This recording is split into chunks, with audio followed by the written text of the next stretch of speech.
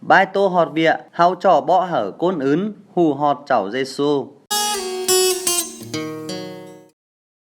Pưng pi nòng cỏ hù nả vịa chảo Giêsu, bàn hở cá mết phủ côn, phăng tòi măn men nả vịa sang lò quá. Bai tô y chi tròi hao hù nả vịa chảo Giêsu, bàn hở hao dệt men nả vịa sang.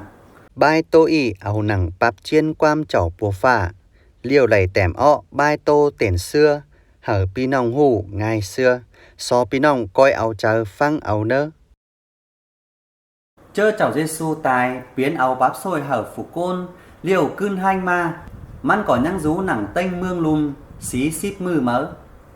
Cuồng xí xíp mư ăn, chảo Giêsu bọ tướm hở lại côn hù họt mương chảo bùa phả, cánh đuông tang men đi không chảo bùa phả. Chảo Giêsu có hở lại côn, lẽ hến măn bảy sáu hù măn cưn hanh ma lỏ vịa mi tẻ, cánh hù chảo Giêsu lỏ phủ tròi mi tẻ. Chảo Giêsu có é tròi hở cá mết phủ côn rú tênh mương lùm, biến chờ bang xìa luông tang tổ phì, liều cưn ma phăng tòi luông tang chảo bùa phả. Xin chảo Giêsu trắng bàn vịa hở một côn phăng tòi măn, pưng vịa sầu trò dệt. Chảo Giêsu ba tênh cá mết quyên nặng tênh mương phả, cánh mương lùm lại áo hở khỏi. Xin pưng nòng cho ọ bày bỏ hở chu phan côn nặng tênh mương lùm hù phăng tòi khỏi neo đờ. Liêu pưng nòng cho sò lại áo quyên chảo pò chảo lụ cắp chảo khuôn sờ, bay dệt hít không chôm năm liêu tướn khửn hở phủ đơ mi chờ phăng tòi. Pưng nòng có cho bỏ sầu hù phăng quam, hiểm áo mết chu khót khỏi sáng. Chảo Giêsu cỏ hứa khỏi chơ đơ cỏ chi rú nặng pưng nòng tàu họt mử sút. Chảo Giêsu cỏ hứa chảo khuôn sờ chi lông ma rú nặng pưng côn phăng tòi chảo Giêsu. Chảo khuôn sờ chi áo phép hở bay troi sầu dệt pưng nả vịa chảo Giêsu pan hở sầu. Po chảo khuôn sờ cỏ mi phép quyên rú tênh pưng tổ phì. Chơ chảo Giêsu ba họt pưng vịa ỉ, điều man cỏ cưn khửn mưa cư mương phả tón nả lại côn. Liều mi tiến chờ lông ma bà hở pưng côn rú hẳn. Chảo Giêsu ni chi táo cưn đông ma vẽ xương pưng nòng hính le hến man khửn mưa cư mương phả. Pưng quam thám họt nội dung bai tô. Chơ chảo Giêsu cưn hanh ma liều, man cỏ nhăng rú nặng tênh mương lùm kỷ mư mớ. Xí xíp mơ mớ. Khay nỉ cá mết quyên tênh mương phả, cánh nặng mương lùm đẩy áo hở phờ. Cá mết quen rú tênh mương phả, cánh rú nặng mương lùm lẩy áo hở chảo Giêsu. Chảo Giêsu bắn bịa sang hở một côn phăng tòi măn. Chảo Giêsu bắn vịa y hao cho ó bày bỏ hở chu phan côn nặng tênh mương lùm hù phăng tòi chảo Giêsu neo lờ. Chảo Giêsu é hở hau diệt hít không sang, hở pưng côn é biến chờ phăng tòi chảo Giêsu.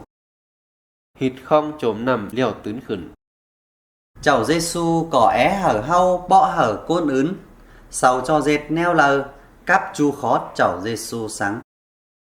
Bỏ sầu phăng quam hiểm áo mết chu khót chảo Giêsu sáng hở sầu. Chảo Giêsu có hứa măn chi rú nặng một côn phăng tòi măn tàu họt mừ đờ. Chảo Giêsu chi rú nặng một côn phăng tòi măn tàn họt mử sút. Chảo Giêsu có hứa phủ đơ chi lông ma rú nặng một côn phăng tòi chảo bùa phả. Chảo khuôn sờ chi lông ma rú nặng pưng côn phăng tòi chảo Giêsu. Chảo khuôn sờ chi áo phép quyên hở hau bày tròi hau dệt vịa sang. Chảo khuôn sờ chi áo phép quen hở hau bảy tròi hau diệt pưng vịa chảo Giêsu bắn hở hau. Chảo Giêsu cưn khửn mưa cư đờ. Xin khay nỉ chảo Giêsu rú cư đờ.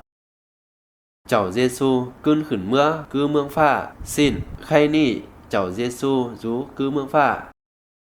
Tiền chờ nặng bai tô y ba neo lờ hở pưng côn le hến chảo Giêsu cưn khửn mưa mương phả.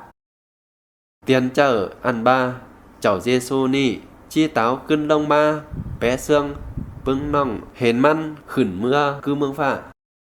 Pưng quam thàm bảy ban cắn. Bai tô y có mi báp xôi hao cho đi bên xìa lỏ qua. Ăn men báp xôi đâu. Bái tô y có mi vịa đi hau cho dệt lò qua. An men vịa đờ. Chầu khuôn sơ choi pưng pi nong lại hù ọ bịa sang nặng bái tô y. Pưng pi nong chi phăng ầu dệt tòi bái tô y neo đờ. Pưng pi nong é tô hở phờ hù họt tin lành chầu Giêsu.